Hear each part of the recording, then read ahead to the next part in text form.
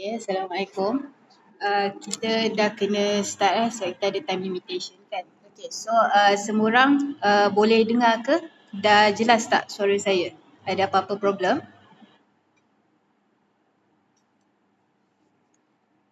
Okay, nice.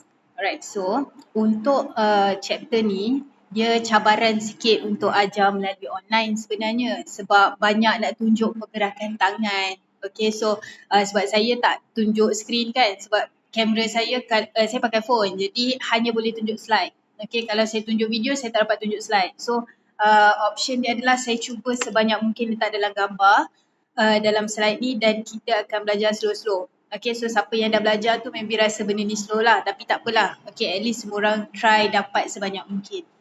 Alright, so kalau ada apa-apa nak tanya boleh chat dekat situ Alright, kita start. So hari ni kita nak masuk chapter 3 form 5 iaitu electromagnet. Maybe kita sempat masuk first part iaitu introduction to electromagnetism. Okay, so yang pertama, electromagnet, kalau korang tengok perkataan dia, electro dengan magnet. So basically dalam dia guna dua konsep iaitu electric dan magnet. Okay, so dia tidak berpisah, dia elektrik dan magnet. Dan maksud elektromagnet sendiri adalah magnet sementara yang terhasil bila ada arus elektrik dalam satu konduktor. Sebab tu dia guna perkataan magnet sementara sebab syarat untuk jadi elektromagnet adalah ada arus elektrik. Okay, so elektromagnet maksudnya bila ada elektrik kita dapat magnet. So dalam gambar ni kalau korang tengok gambar yang pertama kita ada bateri. Okay, bateri ni kita gulung-gulung melalui paku. Tapi wayar ni tidak bersambung. Okay, so bila wayar tidak bersambung, tidak ada elektrik, tidak ada arus, tidak ada current. So, benda ni dia tidak jadi magnet. Kenapa? Sebab bila tak ada elektrik, tidak ada magnet. So, dalam gambar pertama, klip kertas tidak melekat sebab tidak ada elektrik, jadi tidak ada magnet. Tetapi, dalam gambar kedua, kita sambung dia punya wire. So, bila kita sambung dia punya wire, arus mengalir.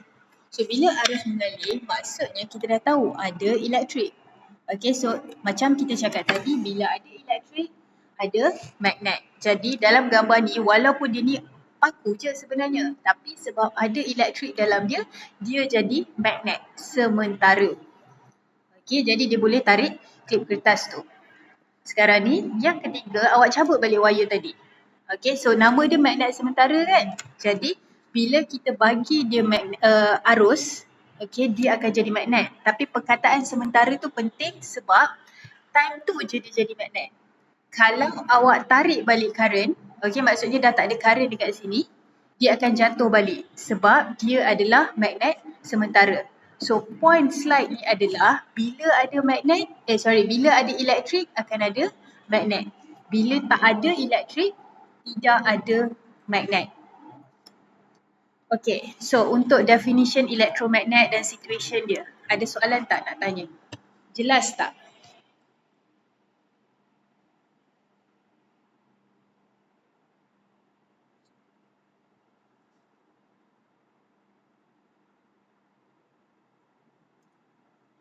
Right, okay, so next.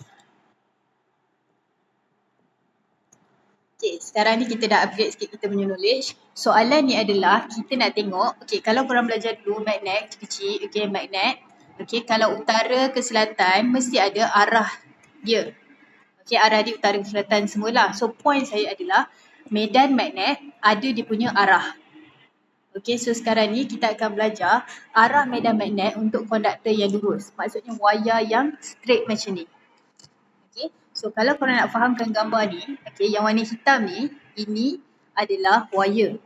Lepas tu wire ni, kita tebuk dekat sini, ini adalah kertas. Dia menegak macam ni. So bila dia tebuk dekat kertas, wire ni, okay, dia kan ada elektrik sebab ada bateri. So bila wire ni ada elektrik sebab dia ada bateri, wire ni akan jadi elektromagnet. Jadi bila awak letak kertas dekat sini, kita boleh tengok pattern elektromagnet dia. Okay, tapi kita tak belajar pattern lagi. Kita tengok dulu. Sekarang ni korang kena faham konsep arah arus. Okey, sekarang ni bayangkan kat atas ni mata. Okey, tengok gambar yang A ni je dulu. Gambar A dulu Mata dekat atas. Okey, arus gerak daripada positif pergi negatif. Jadi dia akan gerak macam ni.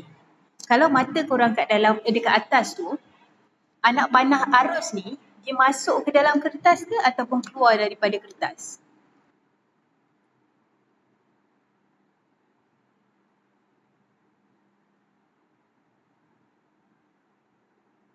Okay, nampak Ni penting tau sebab kalau korang salah ni, semua benda akan terbalik lepas ni. Alright, so bila mata korang dekat atas tu, kita consider sebagai masuk ke dalam kertas. Okay, jadi dia pun masuk ke dalam kertas. Okay, so masuk simbol dia ada macam ni. X ni.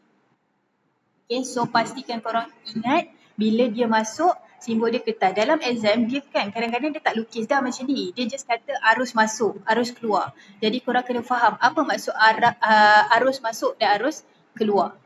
Okay, so untuk gambar yang B ni, mata tengok juga tempat yang sama tapi kali ni arus terbalik. Jadi dia turun daripada bawah kertas ni, okay, daripada bawah kertas dia naik ke atas. So kalau mata korang tengah tengok sekarang, apa yang korang nampak? Arus tu keluar ke arus tu masuk? Out ke into?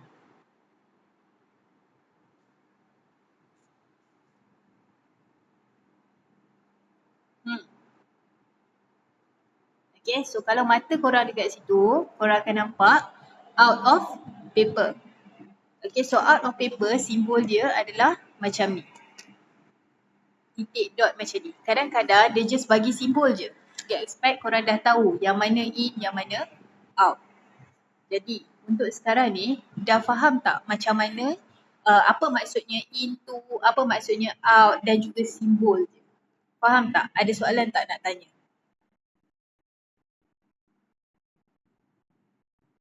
Alright, okay, thank you. Alright, so kita proceed Next. So tadi kita belajar pasal arus. Sekarang ni kita belajar tadi arah arus. Sekarang kita belajar macam mana nak tengok arah medan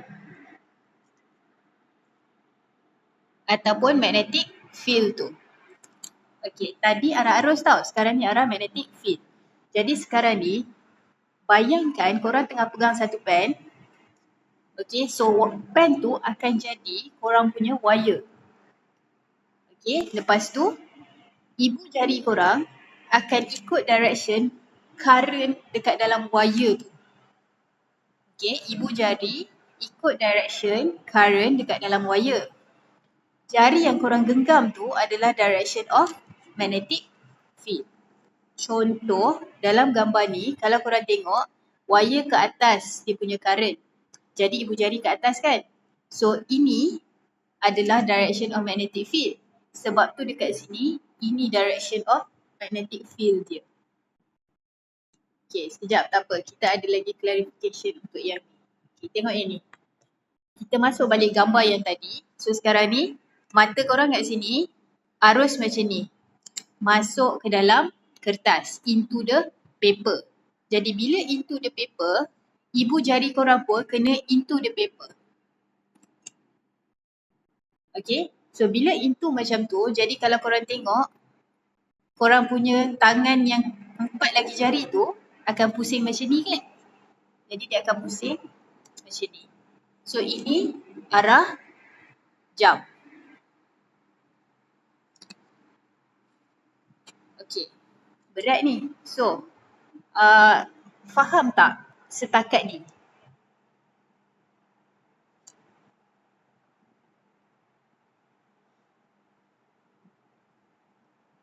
Okay Alright.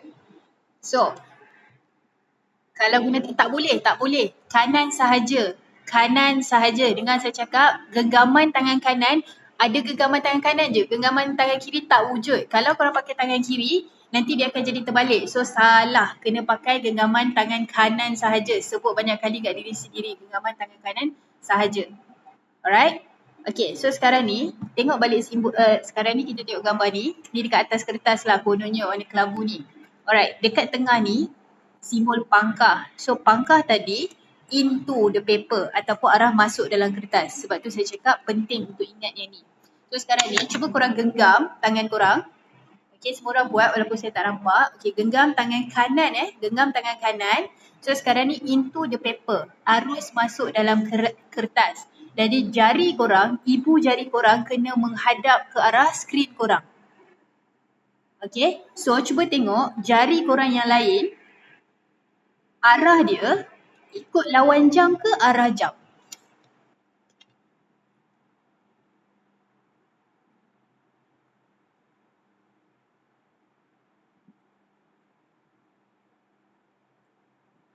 Syabir, tengok jam tu betul-betul. Ikut arah jam Ikut arah jam kan? So kalau ikut arah jam, tak apa. Okay, so kalau ikut arah jam, cara dia adalah macam inilah korang punya arrow. Okay, so inilah dia magnetic field dia. Macam inilah direction of magnetic field. Garisan ni melambangkan magnetic field.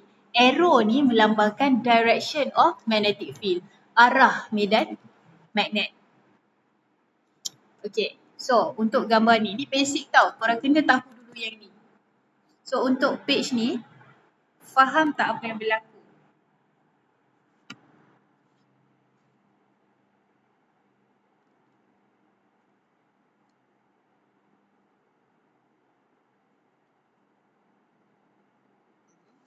Okay, right.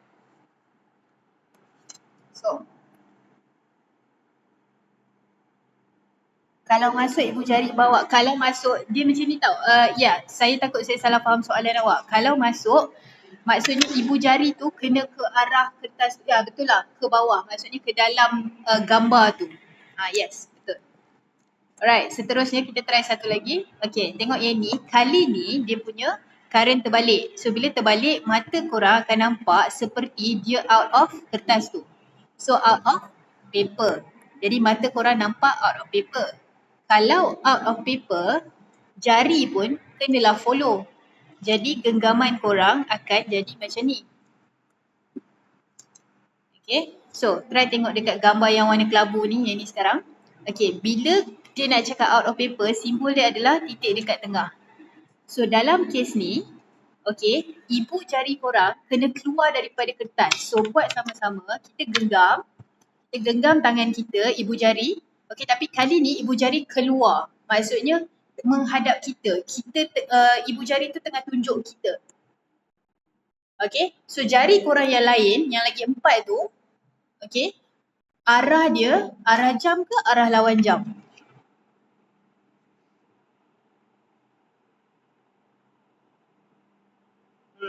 Yes, okay.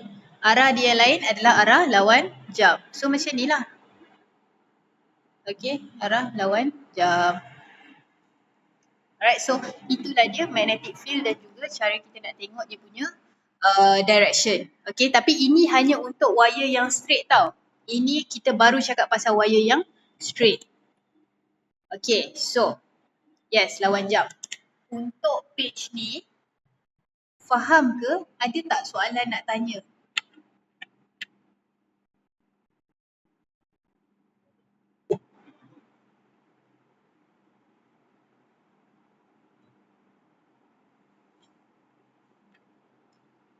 Okay, alright. So kalau faham kita proceed.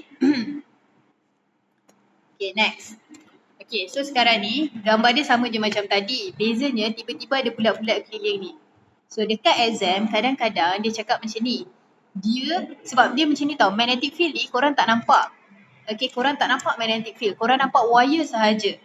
So macam mana kita nak tahu magnetic field tu punya direction? Macam mana? Macam mana kita nak buktikan?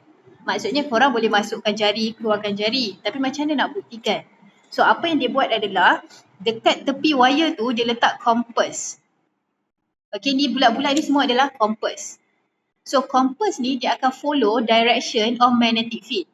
Maksud dia contoh kalau kita tengok gambar A ni, okay, bila korang try ibu jari menghadap korang sebab ni out of paper, ni out atau keluar. Okay, bila korang genggam tangan ibu jari menghadap korang, dia akan menjadi arah lawan jam. So dekat kompas ni, anak panah korang akan follow macam ni untuk produce bulatan yang arah lawan jam. Okay, so So kalau yang belah kanan ni gambar B, so ini adalah into the paper. So into the paper korang genggam tangan, ibu jari korang masuk. So bila ibu jari korang masuk, okay, so sekarang ni korang akan dapat arah jump. Jadi kalau lah korang letak kompas dekat keliling, dia akan nampak macam ni. So ini adalah bukti bahawa direction of magnetic field follow genggaman tangan kanan. Right hand grip rule. Okay. So untuk yang ni, faham ke? Yang pasal kompas ni?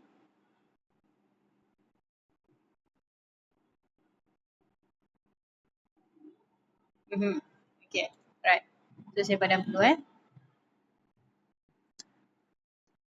So next. Okay, korang try jawab sekejap.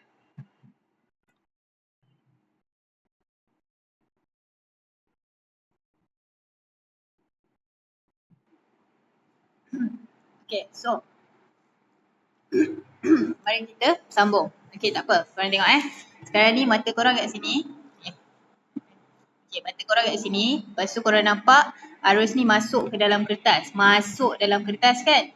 So bila masuk dalam kertas, dia akan, okay, bayangkan ni bulatan. Okay, cuba korang bayangkan bila korang masuk, dia akan jadi macam ni. Macam ni. Macam ni. Macam ni. So, jawapan dia adalah C. Kenapa? Sebab nampak tak kedudukan dia menyebabkan dia sesuai dekat C. Okay. So, faham tak untuk soalan ni kenapa jawapan dia C? By the way, soalan macam ni pernah keluar exam so hati-hati. Faham ke untuk soalan ni? Okay, faham Right, saya clear dulu. Now, kita tengok next page. Okay, try. Dia sama, soalan dia lebih kurang sama. Beza dia adalah saya letak kompas dia tempat yang berbeza.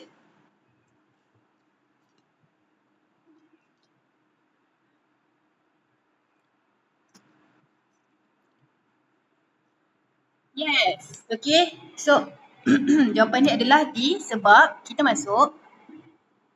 Okay, kita masuk. Lepas tu ini kan pusingan dia. So, bila kita masuk, dia adalah arah jump. So, kebetulan kompas dekat sini. Okay, so jawapan dia adalah D. Right, bagus. Kita proceed So, ini adalah untuk magnetic field untuk wayar lurus. Wayar lurus tu maksudnya memang straight macam ni je. Okay, so kita masuk untuk wayar bergulung-gulung pula. Next, wayar bergulung-gulung tu kita panggil solenoid. Maksud dia contoh, ingat tak tadi waktu first slide tadi kita ada gambar paku. Okay, paku, lepas tu dekat paku tu kita gulung-gulung-gulung-gulung. So, ini jadi elektromagnet. So, ini kita panggil solenoid. Kenapa ini solenoid? Sebab dia ada gulung-gulung. Okay, so ini adalah solenoid. Itu yang cuba saya sampaikan. Kalau solenoid gulung-gulung. Kalau tadi yang kita belajar, dia tak ada gulung-gulung. Dia just straight macam ni je. Okay, so ini nama dia konduktor lurus ataupun straight wire. Okay, ini nama dia solenoid. Okay, so sekarang ni macam mana nak tengok medan magnet untuk solenoid? Okay, still guna tangan kanan. Genggaman tangan kanan. Beza dia adalah tadi ibu jari nak tengok current kan? Okay, jari yang lain tengok field. Sekarang ni terbalik. Jari lain tengok current. Okay, maksud saya adalah, cuba korang tengok gambar ni sekejap. Okay, warna hijau ni. Okay, anak panah dia ke atas betul? So maksud dia current dia selepas dia gulung-gulung, current dia ke atas. Jadi korang kena imagine di tangan korang. Okay, so jari korang, jari yang 4 ni, okay, kuku korang umpama anak panah dan dia akan follow direction of current dekat dalam solenoid tu. So dalam kes ni, jari korang ke arah atas untuk korang genggam.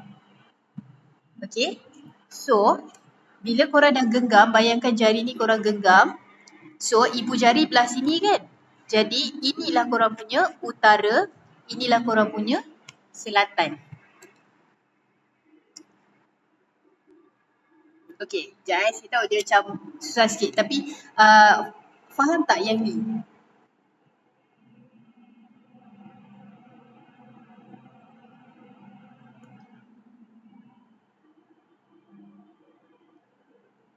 Okay, alright.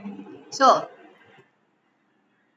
jari yang 4 tu tunjuk arah current. Jari yang 4 tu tunjuk arah current. Nampak tak? Ini yang cuba saya sampaikan. Katakanlah korang ada wire kat sini. Wire ni gulung kat sini kan? So, bila dia gulung, yes. Okay, so bila dia gulung, dia ada current. So, bila ada current, 4 jari ni tunjuk arah current. 1 jari ni tunjuk arah medan. Dia terbalik dengan tadi. Okay, alright. So, tak apa. Kita tengok dulu yang next. Okay, sekarang ni, kalau korang tengok, dia terbalik. So, bila terbalik, korang tak boleh letak macam tadi. Sebab arah dia macam tu. So, sekarang ni korang kena buat macam dia daripada belakang. Okay, sebab logik dia, kalau lah ni turun, kalau dekat belakang mesti naik kan, yang belakang. Okay, jadi jari-jari yang lain ni kena genggam daripada belakang macam tu. Okay, so ibu jari korang, inilah utara korang. Ataupun north. Okay. Faham tak gambar yang ni?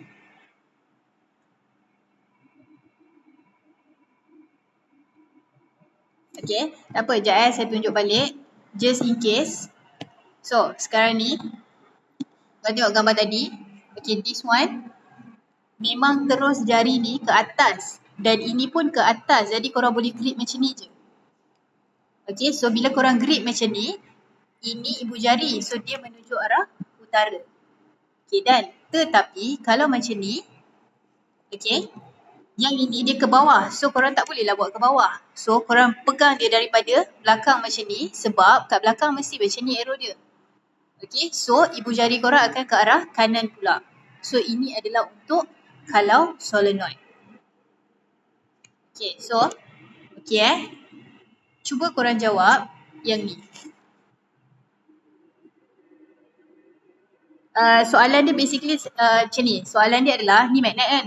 Okay, magnet akan tertarik ke ataupun tertolak daripada solenoid? Maksudnya dia akan ke kanan ke kiri? Terbalik. Okay, dia akan ke kiri ke kanan? Kalau ke kiri maksudnya dia tertarik. Kalau dia ke kanan maksudnya dia akan tertolak. Okay, try sekejap. So, jawapan dia antara tertarik atau tolak. Attract ke repel?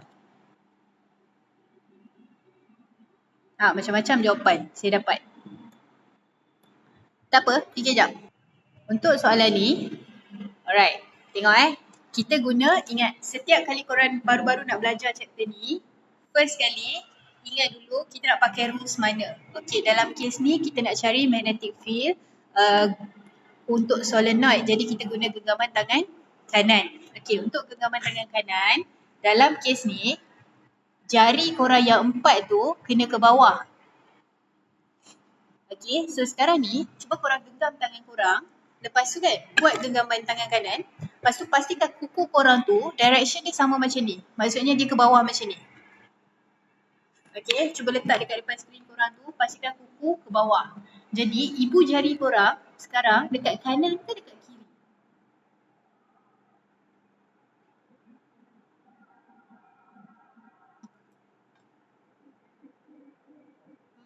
Okay, ibu jari kat belah kanan kan? So, kalau dia dekat belah kanan, ingat ibu jari adalah utara. Okay, so dalam kes ni ibu jari adalah utara. So, utara dengan utara akan buat apa? Tolak ke tarik?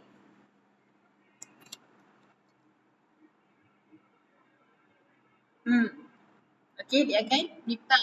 Dia akan tolak. So, jawapan dia adalah tolak. Okay?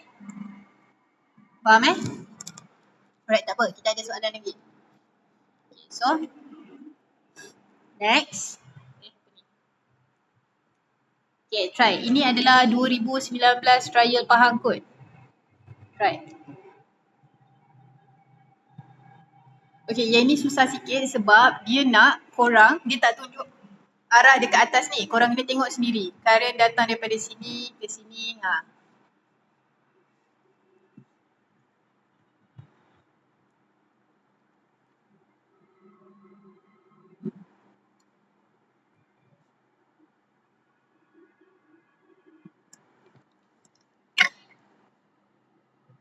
last kali adalah guna soft iron core.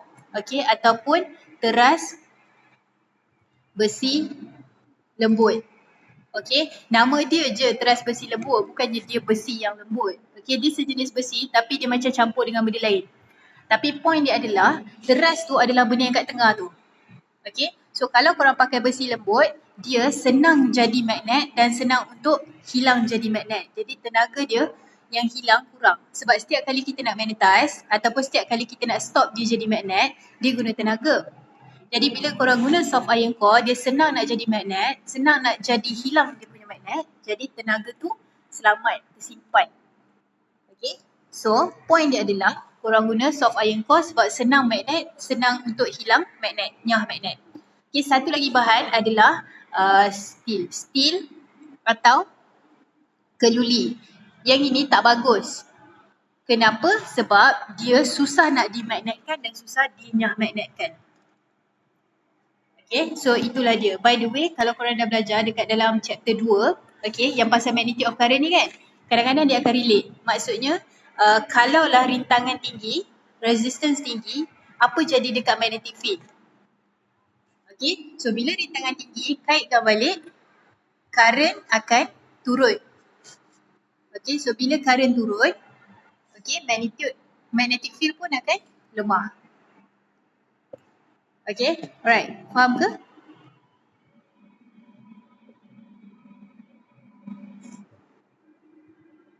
Macam mana magnet kat kedai tu boleh jadi tak ada sumber power pun? Tak, itu lain. Okay, magnet dekat kedai adalah magnet.